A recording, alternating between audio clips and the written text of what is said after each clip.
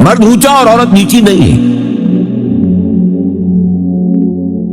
شرف انسانیت کو دونوں ایکولی شیئر کرتے ہیں، وہ بھی ہیومن بینگ، وہ بھی ہیومن بینگ. چنانچہ قرآن مجید کے دو مقامات آپ کو، ایک میں نے تلاوت کیا تھا، اس کا نشان میں نے رکھا ہوا، آپ کو سناؤں.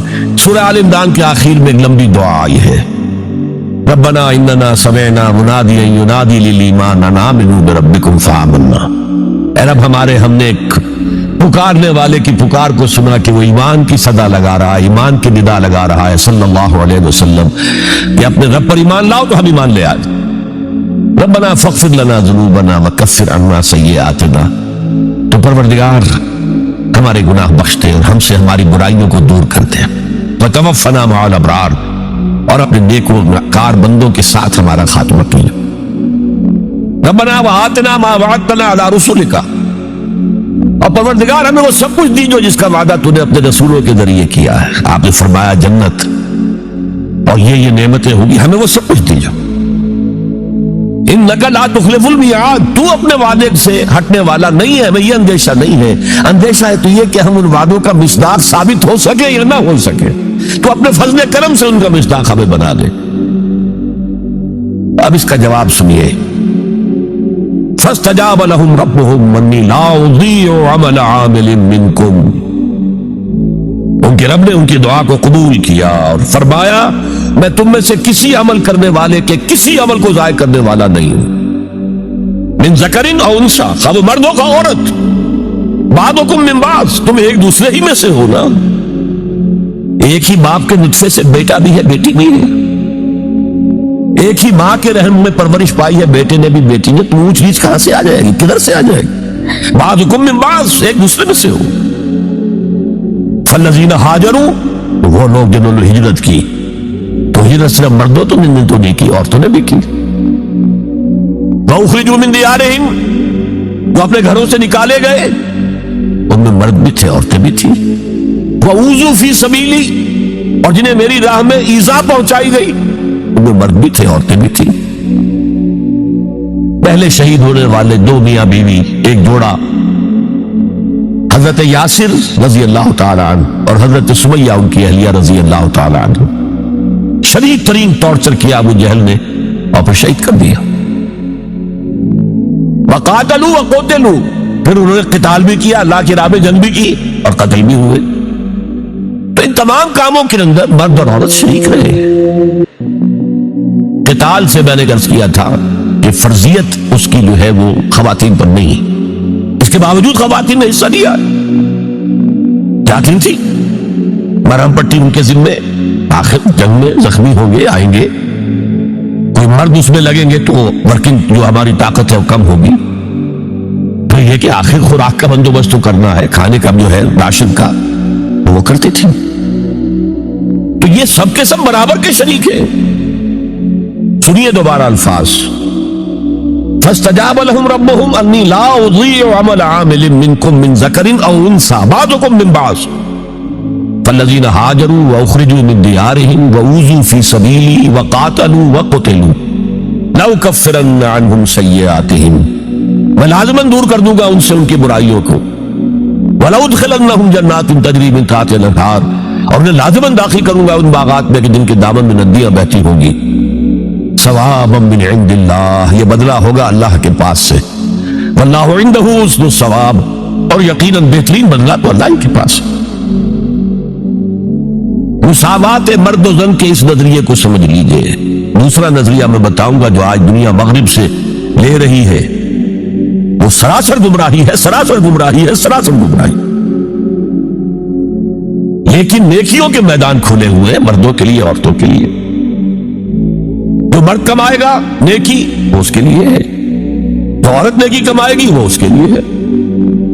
انڈیویجویلٹی ہے، فریڈم ہے، فریڈم آف ول ہے، مساوی ہے.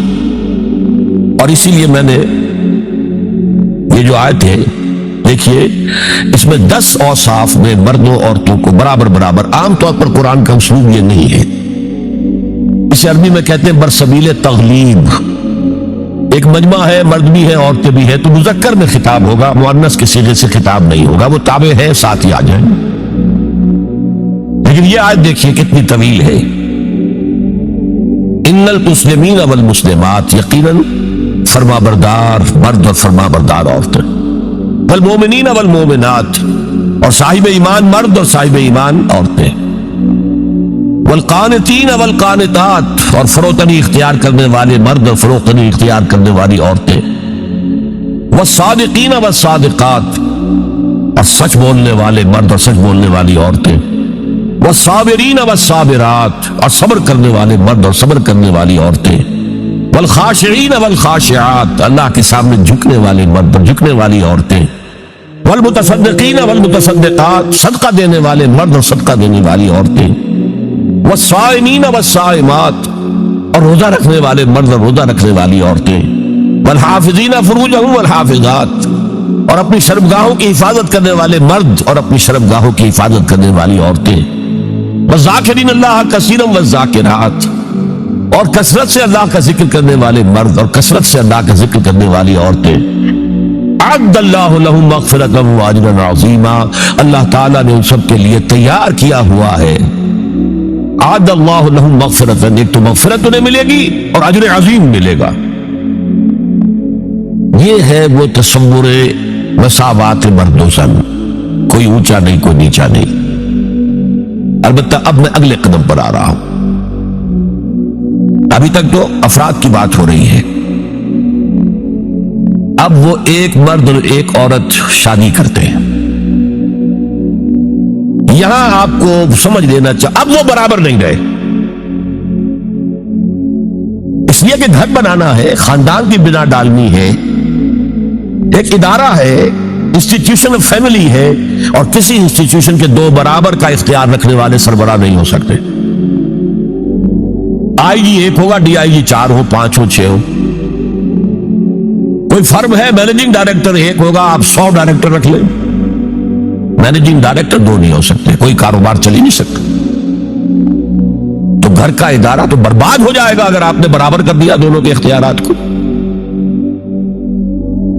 آج اس کا مزہ چکھ رہا ہے یورپ اور ویسٹ اور امریکہ، خاندانی نظام ٹوٹ گیا، آج وہ شادی کرتے ہی نہیں، مرد شادی نہیں کرتے، کیوں کریں؟ قانون آپ نے یہ بنا دیا ہے کہ آپ نے آج شادی کی اور 1 مہینے کے بعد آپ اپنی بیوی کو طلاق دیں تو اپنی پوری دولت کا نصف دینا پڑے گا اسے۔ وہ کہتے ہیں ہم نہیں کرتے یہ، لیکن عورت کی تو ضرورت ہے نا، مرد کی ضرورت عورت ہے، لیکن عورت کی ضرورت بھی تو ہے مرد۔ مرد کہتا ہے آؤ میرے ساتھ رہو، کھاؤ پیو، میں شادی نہیں کروں گا۔ وہ یہ کہتے ہیں وی آر لیونگ ٹوگیدر، بس we are not married, we are living together, بچے بھی ہو رہے ہیں۔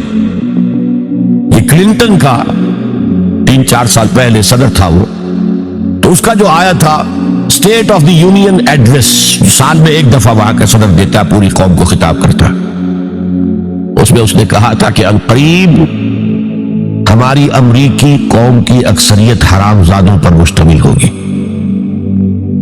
اس کے الفاظ حرام زادہ نہیں، اس نے کہا باسٹرڈ نہیں کہا، کیا کہا؟ Born without any wedlock, ماں باپ کے درمیان کوئی شادی کا بندھن ہے ہی نہیں اور بچے پیدا ہو رہے ہیں، یہی تو حرامی کہلاتے ہیں ہمارے یہاں۔ حرام زادہ کسے کہتے ہیں؟ اور یہودیوں نے حضرت مسیح کو کیوں کہا حرام زادہ؟ ان کا کہنا یہ ہے، جھوٹ ہے، بکواس ہے، لیکن کہنا یہ ہے کہ حضرت مریم سلام اللہ علیہا کا رشتہ تو ہو گیا تھا، نجار یوسف نجار ایک بڑھئی تھا، اس سے رشتہ ہو گیا تھا، لیکن ابھی وداعی نہیں ہوئی تھی کہ انہوں نے تعلق زن و شوق قائم کر لیا، تو یہ تو حرام کام ہوا، زنا ہوا، تو ولد الزنا ہے۔ بہرحال خاندان کا ادارہ تلپٹ ہو کر رہ گیا ہے، بنیادی طور پر اس کے لیے آئلی قوانین جو قرآن نے دیے، اور میں آپ کو یاد دلاتا ہوں، پتہ نہیں آپ کو یاد ہے کہ نہیں، جب شاہ بانو کیس کا معاملہ یہاں چلا تھا، اور میرے ساتھی جو لاہور سے بھی آئے ہوئے ہیں انہیں، اور میرے لوگ جو میری تقریریں سنتے، میں نے بارہا کہا کہ میں مسلمانان بھارت کو سلام کرتا، انہوں نے اپنی آئلی قوانین میں آج تک کوئی دخل اندازی نہیں ہونے دی، جبکہ ہمارا حال یہ ہے کہ 1962 میں ایک ڈکٹیٹر، خود ساختہ فیلڈ مارشل اس نے آئلی قوانین کا آرڈیننس نافذ کیا، جس کو سب نے کہا، شیعہ، سنی، دیوبندی، بریلوی، اہل حدیث، جماعت اسلامی، سب نے کہا یہ غلط ہے اسلام کی روح سے، لیکن کوئی تحریک نہیں چلائی۔ جان تو کیا دینی تھی، کسی کی نکسیر تک نہیں پھوٹی، وہ آرڈیننس سے قانون بن گیا۔ اور ضیاء الحق صاحب 11 سال تک اسلام اسلام اسلام اسلام پکارتے چلے گئے، اس آرڈیننس کو ہاتھ نہیں لگایا، قوانین جو کے تو رہے، یہاں تک کہ انہوں نے فیڈرل شریعت کورٹ قائم کی اور کچھ حسن غن میرے بارے میں ہو گیا تھا، مجھے اپنی شورا کا رکن بنایا۔ پہلے انہوں نے وزارت پیش کی تھی مرکزی، میں نے کہا نہیں جناب، میں ایک تو اس کا اہل نہیں ہوں، کبھی ان میدانوں میں گیا ہی نہیں، حکومت کے کوریڈورز میں میرا آنا جانا نہیں ہے، میں اس کا اہل نہیں۔ ثانیاً اصل حکومت فوج کی ہے، آپ نے ہمیں کرنے کچھ نہیں دینا، اور الزام ہم پر آئے گا، یہ ناکام ہوگا، اس لیے کہ اس سے پہلے کی ایک منسٹری تھی جس میں جماعت اسلامی اور جمعیت علماء اسلام کے وزراء تھے، اور ان دونوں کو داغدار کر کے اس نے نکال بار کیا تھا، یہ کوئی کام نہیں کر سکے۔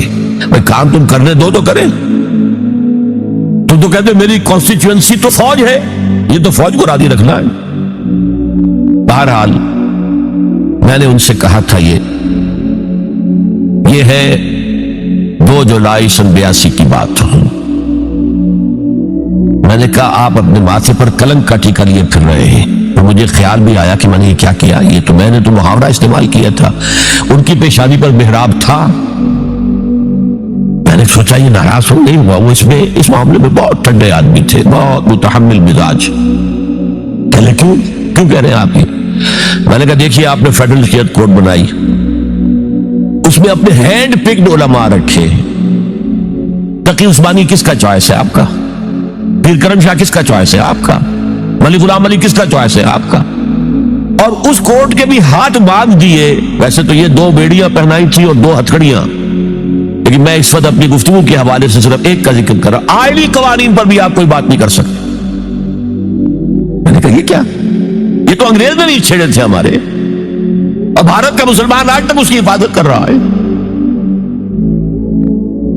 میں نے کہا دیکھیے یہ غلام احمد پرویز نے بنوائے تھے، جو منکر حدیث تھا، اور اس کا اثر تھا چونکہ وہ گورنمنٹ آف پاکستان میں ڈپٹی سیکریٹری تھا کسی مرکزی محکمے میں، وہ اس کے زیر اثر جو ہے ایوب خان نے وہ قوانین بنائے۔ اور میں نے کہا ضیاء الحق سے کہ وہ بھی زندہ ہے، ابھی زندہ تھے، وہ عدالت میں آئے ثابت کر دیں کہ کتاب و سنت کے خلاف کوئی چیز میں نہیں ہے، میں خوش، میرا خدا خوش۔ میں یہ تو نہیں کہتا کہ جو میں کہوں وہ آپ کریں، لیکن آپ نے عدالت کے ہاتھ کیوں بند کیے؟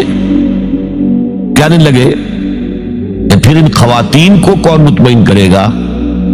میں نے کہا اگر آپ کا سوچ کا انداز یہ ہے تو یہ میرا استعفیٰ حاضر ہے، میں آپ کی شورا میں نہیں بیٹھ سکتا، استعفیٰ دے کر آگے۔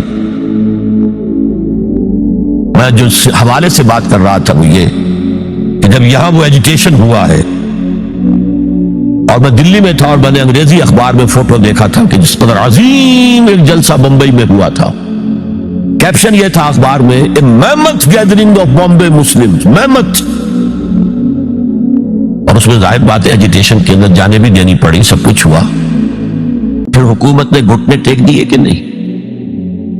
اور صرف گھٹنے نہیں ٹیکے، راجیو کی یہ تقریر لوک سبھا کی ریکارڈ پر ہے کہ میں نے تو اس سے پہلے کبھی مطالعہ نہیں کیا تھا، اب اس مسئلے پر مطالعہ کیا ہے تو میں نے دیکھا ہے کہ جتنے حقوق اسلام نے عورت کو دیے کسی مذہب نے نہیں دیے۔ یہ بات ہے جو اسے ماننی پڑے گی، لیکن برابر آپ کر دیں گے تو خاندان کا ادارہ ختم ہو جائے گا۔ اسی لیے فرمایا گیا الرجال قوامون علی النساء فالصالحات قانتات حافظات للغیب بما حفظ اللہ۔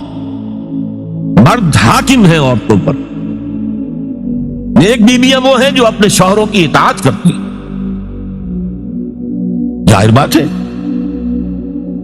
کہ کوئی رائے ہے، اختلاف رائے ہو گیا ہے شوہر اور بیوی میں، بیوی دلیل سے سمجھا لے، اپیل سے سمجھا لے، جس طرح بھی سمجھا لے، منوا لے، ٹھیک ہے، اور نہیں تو اسے شوہر کی بات ماننی پڑے گی۔ فالصالحات قانتات، وہی لفظ جو ابھی آپ نے پڑھا، قانتین والقانتات، فرما بردار مرد اور فرما بردار عورتیں، تو نیک بیویاں تو وہ ہے جو اپنے شوہروں کی اطاعت گزار، اس سے وہ بانڈ جو ہے مضبوط رہتا ہے۔ اسلام نے اتنا منصفانہ نظام کیا ہے قائم.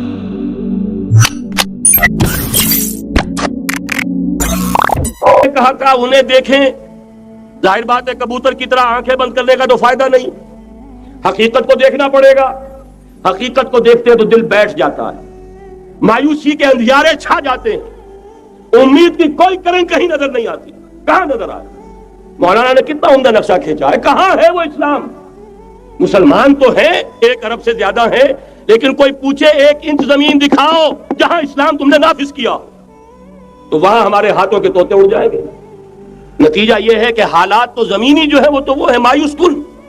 اس میں ظاہر بات ہے کہ امید کا دامن تھامنے کے لیے ہمیں کوئی چیز چاہیے، اور وہ چیز ہے جو محمد عربی صلی اللہ علیہ وسلم اپنی خوشخبریوں کی شکل میں دے کر گئے. آپ نے اپنے دور سے لے کر قیامت تک 5 دور گنوا دیے. تکون النبوۃ فیکم ما شاء اللہ ان تکون ثم یرفع اللہ اذا شاء یرفعها ثم تکون خلافۃ علی منہاج النبوۃ ثم تکون ملکا عاضا ثم تکون ملکا جبریا ثم تکون خلافۃ علی منہاج النبوۃ. یہ طویل حدیث کا میں نے صرف خلاصہ سنایا ہے آپ کو.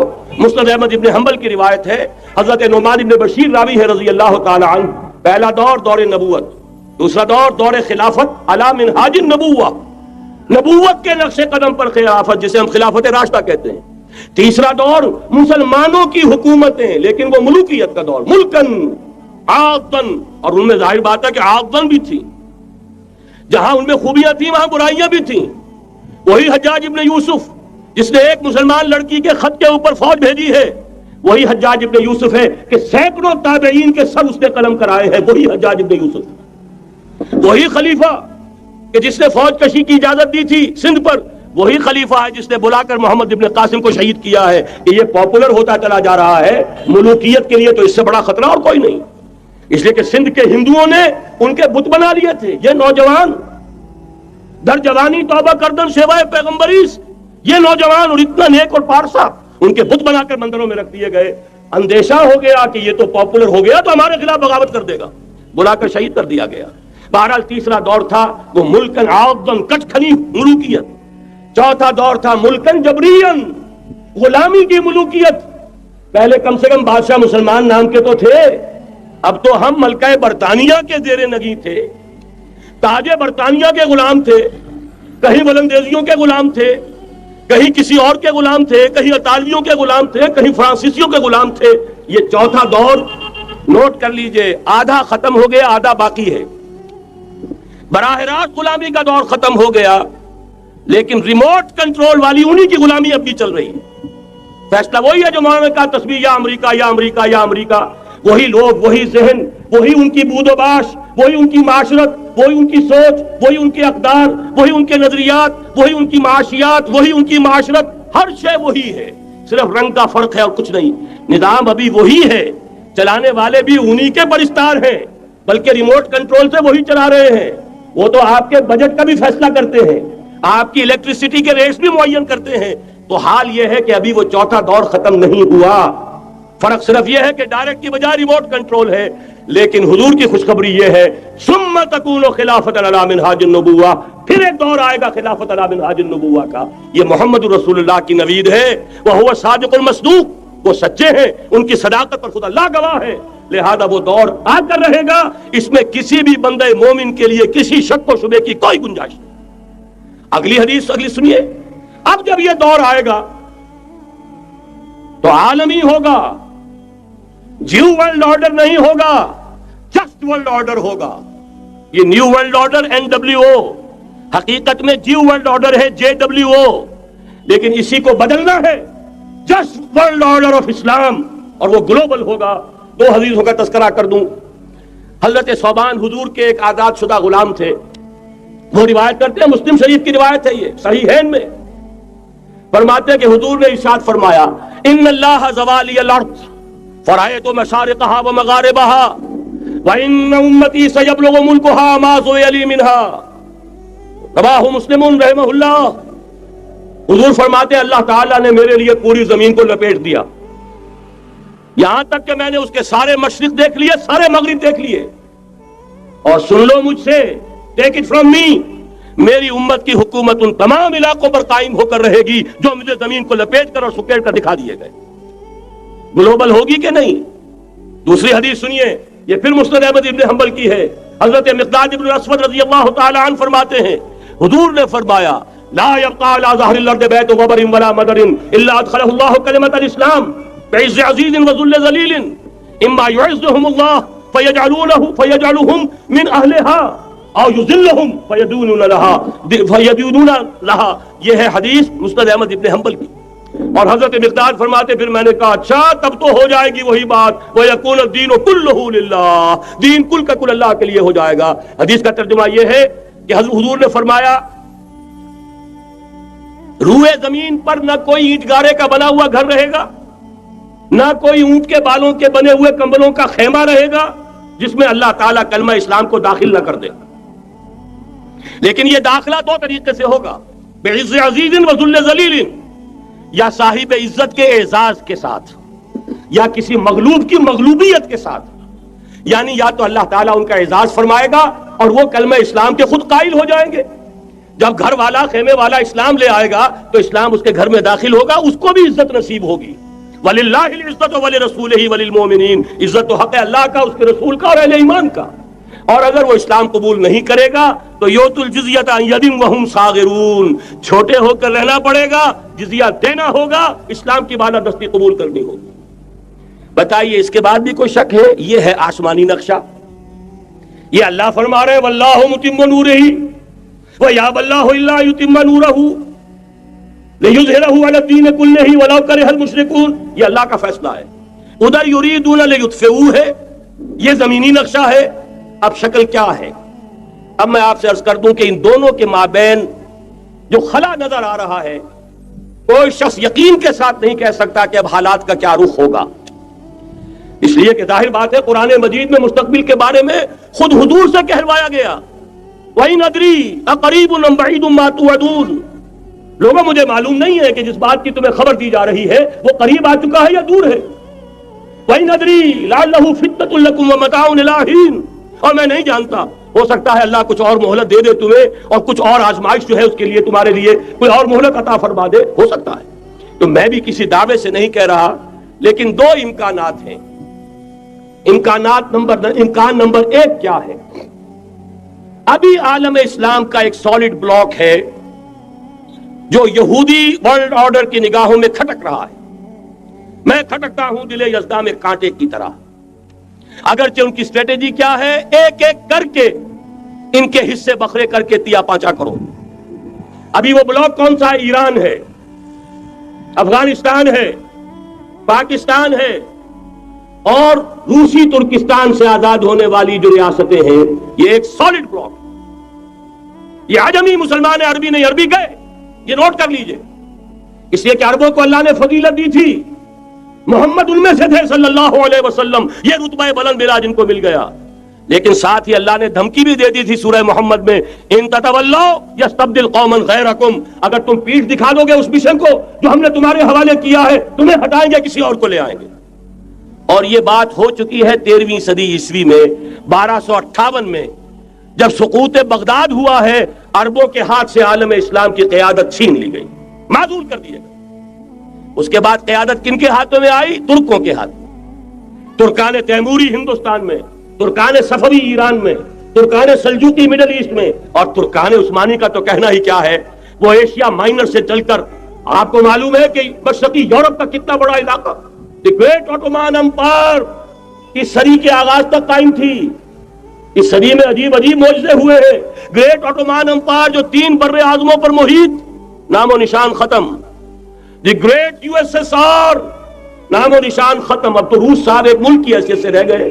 یہ اس صدی میں دو اور وقت نہیں ہے میں اور آپ کو کیا بتاؤں. اس صدی میں تو بڑے بڑے عجیب عجوبے ہوئے ہیں، بڑی بڑی 2 عظیم جنگیں ہو چکی ہیں، تیسری جو ہے سر پر کھڑی ہے، دور نہیں ہے، جس کو حدیث میں کہا گیا ہے الملحمۃ العظمی، تاریخ انسانی کی عظیم ترین جنگ، اور وہی صلیبی جنگ جس کا آغاز بوسنیا سے ہو چکا ہے. بہرحال اس وقت جو میں کہہ رہا تھا، ورنہ میرے پاس تو یعنی یہ کہ درد دل کہنے کے لیے وقت نہیں ہے، مجھے اپنی بات کو محدود کرنا پڑ رہا ہے. لیکن میں اب آ رہا ہوں اصل موضوع کی طرف کہ ایک امکان تو یہ ہے کہ اس بلاک میں اسلام کا احیاء ہو، اور اس کے لیے کچھ نویدیں بھی موجود ہیں احادیث نبویہ میں. وہ تو آپ نے سنا ہوگا اقبال کا شعر، میرے عرب کو آئی ٹھنڈی ہوا جہاں سے، میرا وطن وہی ہے، میرا وطن وہی ہے. حدیث میں آتا ہے یخرج ناس من المشرق یؤتون للمہدی یعنی سلطان ہی، مشرق سے فوجیں نکلیں گی کہ جو کہ مہدی کی حکومت قائم کریں گی. یہ مہدی اہل تشیع کے مہدی اور ہیں، ہمارے مہدی اور ہیں. اہل تشیع کے عقیدے کے مطابق ان کے بعد میں امام جو روپوش ہو گئے تھے وہ امام مہدی ہے، وہ ظاہر ہو جائیں گے. ابھی امام غائب ہے، پھر وہ ظاہر ہو جائیں گے. ہمارے نزدیک یہ مہدی پیدا ہوں گے یا ہو چکے ہوں، اور یہ ہوں گے حضرت فاطمہ کی نسل ہی سے رضی اللہ تعالی عنہا. لیکن عالم عرب کے اندر پھر ایک طاقت بن کر ابھریں گے، باطل کی قوتوں کے خلاف جہاد کریں گے. لیکن ان کو مدد آئے گی دو طرف سے، ایک زمینی مدد آئے گی مشرق سے، ایک آسمانی مدد آئے گی. عیسیٰ ابن مریم کا نزول، حضرت مسیح علیہ الصلوۃ والسلام جو زندہ آسمان پر اٹھائے گئے تھے نازل ہوں گے. اور در حقیقت ان دو مددوں کے نتیجے میں پھر یہود کا قلعہ قمع ہوگا، اور یہی گریٹر اسرائیل ان کا گریٹر گریو یارڈ بن کر رہے گا، عظیم تر قبرستان بن کر رہے گا. اس کی بڑی واضح حدیثیں موجود ہیں، اس کی بڑی تفصیلی خبریں موجود ہیں. یہ احادیث کی کتب کے اندر بدقسمتی سے ہماری اس کی طرف توجہ نہیں. ایک تو یہ ہو سکتا ہے. اسی طریقے سے ایک اور حدیث ہے، یخرج من خراسان رایات سود، اور یہ مسلم شریف کی روایت ہے، نوٹ کیجئے گا، نہیں ترمذی شریف کی روایت ہے. یخرج من خراسان رایات سود لا يردها شيء حتى تنصب بإيلیا. اور خراسان حضور کے زمانے میں آج کے افغانستان کا نام تھا. یہ افغانستان میں جو جہاد ہوا ہے، غلطیاں ہوئی ہیں اور غلطیوں کا خمیازہ بھگت رہے ہیں. یہ تو اللہ تعالیٰ کی سنت ہے جس میں اللہ نے صحابہ کو بھی ایگزمپٹ نہیں کیا، غلطی کی سزا دی ہے. 35 صحابہ کی غلطی غزوہ احد میں ہوئی، جہاں سے حکم تھا کہ مت ہٹنا، 50 میں سے 35 ہٹ گئے. نتیجہ کیا نکلا؟ فتح شکست میں بدل گئی، 70 صحابہ شہید ہو گئے. اللہ تعالیٰ نے فرمایا وَلَقَدْ صَدَقَكُمُ اللَّهُ وَعْدَهُ إِذْ تَحُسُّونَهُم بِإِذْنِهِ حَتَّىٰ إِذَا فَشِلْتُمْ وَتَنَازَعْتُمْ فِي الْأَمْرِ وَعَصَيْتُم مِّن بَعْدِ مَا أَرَاكُم مَّا تُحِبُّونَ. مسلمانوں ہم سے گلہ نہیں کر سکتے، ہم نے اپنا وعدہ سچا کر دکھا دیا تھا جبکہ تم انہیں گاجر مولی کی طرح کاٹ رہے تھے. لیکن جب تم ڈھیلے پڑ گئے، تم نے ڈسپلن کو توڑا، تم نے اختلاف کیا، تو سزا دی ہم نے. تو اگر صحابہ کرام رضوان اللہ تعالی علیہم اجمعین خیر الناس بعد الانبیاء، پوری نوع انسانی کے اندر انبیاء کے بعد بلند ترین انسان، اگر ان کی بھی غلطی کا خمیازہ جو ہے اللہ نے چکھایا، کیوں چکھایا؟ ضروری تھا، آئندہ کے لیے سبق ہو جائے. وَلِيُمَحِّصَ مَا فِي قُلُوبِكُمْ، تاکہ تمہارے دلوں کے اندر اگر کہیں کوئی کھوٹ ہے اور پاک کر دیں ہم. اس لیے بہرحال غلطیاں ہوئی ہیں افغانستان میں. ایک امام کے ساتھ بیعت نہیں تھی، بلکہ بدقسمتی اور پڑھ کر یہ ہے بیعت کر کے توڑ دی. عبد الرسول سیاف صاحب کے ہاتھ پر ہمارے پاکستان کے 7 گروپ جو تھے، انہوں نے عین حرم میں بیٹھ کر بیعت کی اور پاکستان آ کر بیعت توڑ دی. سزا اس کی مل رہی، آپس کی خانہ جنگی یوں ہی نہیں ہو رہی، کوئی سبب ہے. لہذا یہ سزا تو ملے گی، لیکن جتنا خون یہاں پر خلوص کے ساتھ دیا گیا ہے اس کی مقدار بھی کم نہیں ہے. یہاں سے خیر برآمد ہوگا. اور دوسری بات اپنے بارے میں نوٹ کر لیجئے، یہ پاکستان، بچا کھچا Pakistan, what remains of Pakistan, یہ اصل میں ہے کیا؟ مولانا بہت خوبصورت انداز میں فرما رہے تھے، یہ 313 نہیں تھے، اسلام تھا. اسی طرح نوٹ کیجئے، پاکستان نہیں ہے، 4 صدیوں کی تجدیدی مساعی کا حاصل. آپ نے کبھی نوٹ کیا ختم نبوت کے بعد اب سب سے اونچا منصب کس کا ہے؟ مجددین. سنن ابی داؤد کی روایت، ان اللہ یبعث فی هذه الامہ علی راس کل 100 عام من یجدد لها دینها. اور نوٹ کیجئے، کوئی بات ہے 1000 برس تک سارے مجدد عالم عرب میں پیدا ہوئے. جیسے ہی دوسرا 1000 سال شروع ہوا، الف ثانی کا مجدد اعظم شیخ احمد سرہندی